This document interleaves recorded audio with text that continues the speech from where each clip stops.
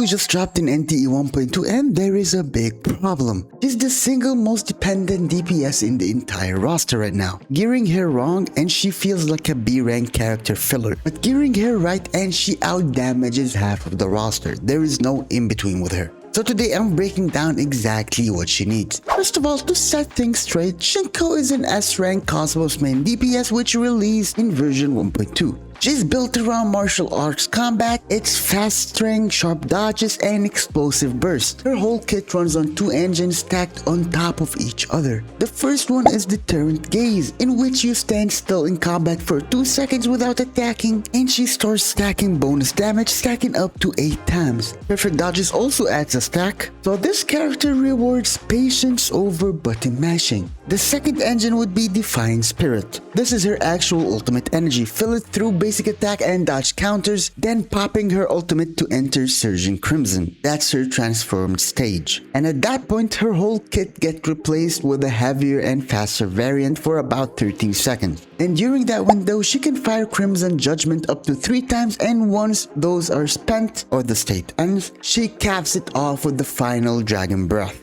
a big AoE finisher. Now that we got the introduction out of the way, we need to talk about the weapon, Blushing Mirage. This is her signature weapon and it's probably the best weapon for a Cosmos damage dealer ever. It has attack boost, a Cosmos damage multiplier, and a 12% defense ignore the moment she casts her ultimate. You would probably need the weapon for Shinku more than you need Shinku herself. But what if you don't have the signature weapon? Camilla's Society is probably the best non-sig option. What's decided? It's the second solid pick, and then the Fluff of Curiosity, the Battle Pass budget FTP option. Now let's talk about the actual builds. In regards to the cartridge and models, Ross Radiance is the only real answer right now. It buffs Cosmos damage and lets her ignore 25% of enemy defense after her ultimate connects. Packing that with a 12% ignore from Blushing Mirage, and you're stripping a huge chunk of enemy defense every single burst window. So farming this immediately after pulling Shinku will always be your best move. And for type 3 bonus slots, always use Cosmos damage. That's non-negotiable. But for the substats, crit rate and crit damage go hand by hand, but you should target 70% crit rate and 150-ish% crit damage. Then you would switch to attack percent and universal damage bonus. Now for the team building, this is actually where it gets weird. If we're talking post-Iroy, then the team would probably be Shinku, Haether, Iroy, and then somebody else as a filler. Probably at that point would be a Praiser. And then also for the charge team, which could be used right now, it would be Shinku, Haether or Skia, Praiser, and then G1 or Hattori. That would be a nice and easy Remora and Blossom team. Or you can even use Nanali instead of G1. Either way, she wants a team built around charge reactions. Since she's locked as an on-field main DPS, and she also loses her stacked buffs the second she switches out, so don't build her expecting a flexible role. You need to buff Shinku and break the enemy as much as you can, and then just use Shinku for the remaining of the battle. And the rotation would actually be pretty easy. Just open up with the basic attack building Defiant Spirits, and if it's safe, hold back 2 seconds just from attacking to stack up Deterrent Gaze, and then cashing in that Deterrent Gaze you just stacked on your next hit for bonus instant strike. And once Defiant Spirit is full, just switch up with your other character ultimates if you had any, then come back to Shinku and then use her ultimate. And inside that transformation, prioritize Crimson Judgment 3 times, just spam the skill button. And then let the final Dragon Breath close it out. And then repeat. It's probably the easiest loop you can ever have in NTE right now. She's actually pretty fun. Yes, we did not get to play with her in the 1.2 mission, but at the end, she gave us some amazing combat. And if you are a player who actually enjoys timing-based combat, dodge counters, patient stacking, big payoff windows, she's one of the strongest and flashiest carries currently in the game. But on the other hand, if you just want to mash buttons and get results, she'll punish you heavily. One more thing I forgot to talk about, the Awakening Order. A6 is probably the best awakening option you have to get first. It's called Dragon's Treasure, and it enhances the damage of her attack chain going on to her burst window. It also adds a pull effect for her finisher while inside Surging Crimson, making grouping and crowd control